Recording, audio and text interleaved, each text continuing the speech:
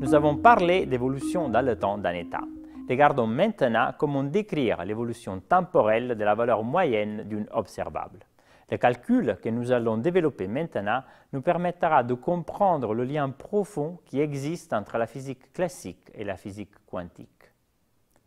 Considérons une observable A qui peut dépendre explicitement du temps et supposons que le système est dans un état décrit par le quête Psi. Comme nous l'avons vu, la valeur moyenne de l'observable A dans cet état est donnée par ce produit scalaire. Calculons la dérivée par rapport au temps de cette valeur moyenne, ce qui revient à calculer la dérivée par rapport au temps de ce produit scalaire, et donne juste ces trois termes. Nous remarquons au passage que la dérivée par rapport au temps de l'observable A est une dérivée partielle, car l'observable A peut dépendre également d'autres quantités. Or, nous pouvons remplacer la dérivée par rapport au temps du quête Psi en utilisant l'équation de Schrödinger. De même, pour le bras Psi, nous pouvons utiliser la conjuguée hermétique de l'équation de Schrödinger. Nous aboutissons alors à ce résultat. Ici, nous pouvons rassembler ces deux termes, ce qui nous donne ce résultat. En se rappelant de la définition du commutateur, on reconnaît ici le commutateur entre l'observable A et l'observable hamiltonien. Donc, nous pouvons réécrire ainsi le terme de droite de l'équation en faisant donc intervenir la valeur moyenne du commutateur entre l'observable A et l'observable hamiltonien. Ce résultat est connu sous le nom de théorème d'Ehrenfest. Bien sûr, si l'observable A ne dépend pas explicitement du temps, alors ce terme est égal à 0 et nous pouvons réécrire ainsi l'équation. Regardons maintenant deux exemples d'application du théorème d'Ehrenfest. Prenons le cas à une dimension d'une particule de masse m soumise à une énergie potentielle V de x indépendante du temps et calculons la dérivée par rapport au temps de la valeur moyenne de l'observable position x à l'aide du théorème d'Ehrenfest, que nous écrivons ainsi parce que l'observable x ne dépend pas du temps. Afin de calculer le terme de droite de cette équation, il faut d'abord calculer le commutateur entre l'observable x et l'observable hamiltonien. Or, ce commutateur peut s'écrire comme la somme de ces deux commutateurs, où nous remarquons que le commutateur entre x et v de x égale à 0, vu que l'opérateur position commute avec lui-même. Nous n'avons donc à calculer que le commutateur entre l'observable x et l'observable énergie cinétique, que nous pouvons d'ailleurs réécrire ainsi en utilisant la définition du commutateur.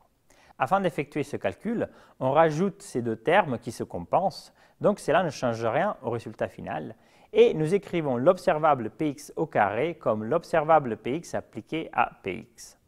Or, nous pouvons réécrire cette égalité en sachant que ces deux termes donnent le commutateur entre x et Px appliqué à Px, et ces deux autres termes donnent Px appliqué au commutateur entre x et Px.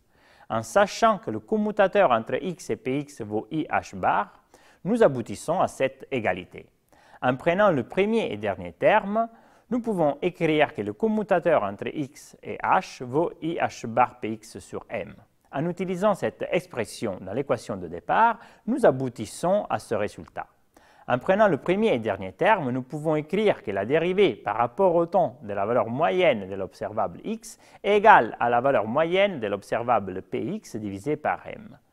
Or, cette équation est, en valeur moyenne, exactement la même que celle que nous connaissons par la physique classique et que nous avons déjà vue au deuxième chapitre de ce cours. Restons dans le même cas à une dimension d'une particule de masse m soumise à une énergie potentielle V de x indépendant du temps. Et répétons le même calcul, mais cette fois-ci pour l'observable impulsion Px. D'abord, nous remarquons que l'observable impulsion ne dépend pas du temps. Donc, d'après le théorème d'Ehrenfest, nous pouvons écrire cette égalité. Pour faire ce calcul, nous pouvons donc calculer le commutateur entre Px et h. Pour calculer ce commutateur, on insère d'abord l'expression du hamiltonien, ce qui nous conduit à calculer ces deux commutateurs. Ici, ce commutateur égale à 0, vu que Px commute toujours avec lui-même. Il faut donc juste calculer le commutateur entre Px et v de x, qu'on peut encore écrire ainsi en utilisant la définition. Pour calculer ce commutateur, je vous rappelle ce résultat que nous avons démontré au troisième chapitre et qui nous permet donc d'écrire ainsi le résultat final. Il faut maintenant insérer ce résultat dans l'équation initiale. Nous pouvons écrire cette égalité qui peut encore se réécrire ainsi. En prenant juste le premier et dernier terme, nous pouvons écrire ainsi le résultat final. On retrouve ici, en valeur moyenne, une égalité qui correspond à la deuxième loi de Newton en mécanique classique. En regardant ces deux expressions que nous venons de calculer, on retrouve donc bien les lois de la mécanique classique en valeur moyenne. On peut donc voir les lois de la mécanique classique comme étant valables en valeur moyenne par rapport à la réalité quantique sous-jacente. Mais poussons ce raisonnement plus loin. À présent, regardons bien cette équation que nous pouvons réécrire de façon plus synthétique ainsi. On remarque alors ici l'extraordinaire similitude de cette équation avec l'équation fondamentale de la dynamique introduite en mécanique analytique au deuxième chapitre. Pour mieux visualiser cette analogie, prenons que la fonction f est égale à la grandeur physique classique A.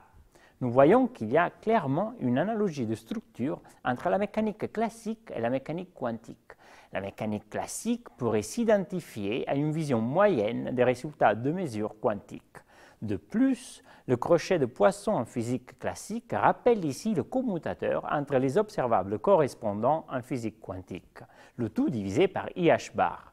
Cette remarque nous permet de mieux formaliser le passage de la physique classique à la physique quantique. En effet, la seule véritable règle de quantification, c'est de remplacer le crochet de Poisson entre les deux fonctions f et g vues en mécanique analytique par le commutateur entre les observables correspondantes en physique quantique divisé par IH bar. Si on prend le cas des grandeurs position x et impulsion px, nous avons vu au deuxième chapitre que ce crochet de Poisson vaut 1. En suivant la règle de quantification, il faudra donc le remplacer par le commutateur divisé par IH bar, ce qui donne donc cette égalité, c'est-à-dire que le commutateur entre x et px doit valoir IH bar. Ceci est la seule véritable condition sur la définition des observables x et px. Afin de satisfaire à cette condition, nous avons choisi initialement de poser l'opérateur x égale à la multiplication par la variable x et l'opérateur px égale à moins IH bar d rond sur d rond x. Ce choix satisfait la condition que le commutateur entre x et px soit égal à IH bar, mais ce n'est qu'un choix parmi d'autres. Un autre choix possible serait de prendre l'opérateur Px égal à la multiplication par Px et l'opérateur x comme étant l'opérateur IH bar d rond sur d rond x. Ce choix aussi satisfait cette condition sur la valeur du commutateur. Le premier choix est appelé représentation x, alors que le deuxième choix est appelé représentation P. Dans le prochain chapitre, nous allons voir plus en détail ces deux représentations. Ce chapitre est très dense. Nous sommes partis du concept de mesure, qui est si profondément différent du concept de mesure que l'on trouve dans d'autres théories en physique, et ce même concept de mesure nous a porté à trouver un lien structurel entre la construction théorique selon les lois de la physique quantique et celle selon les lois de la physique classique. Ce qui a été une des causes principales de cette fracture, à savoir le concept de mesure, se laisse pardonner en nous montrant un schéma de réconciliation formelle entre ces deux théories. La grande fracture conceptuelle qu'il faut provoquer pour passer d'une description classique à une description quantique est exprimée mathématiquement par le concept de commutateur. Et je trouve d'une rarissime beauté intellectuelle de se dire que ce concept de mesure sépare autant qu'il unit ces deux théories.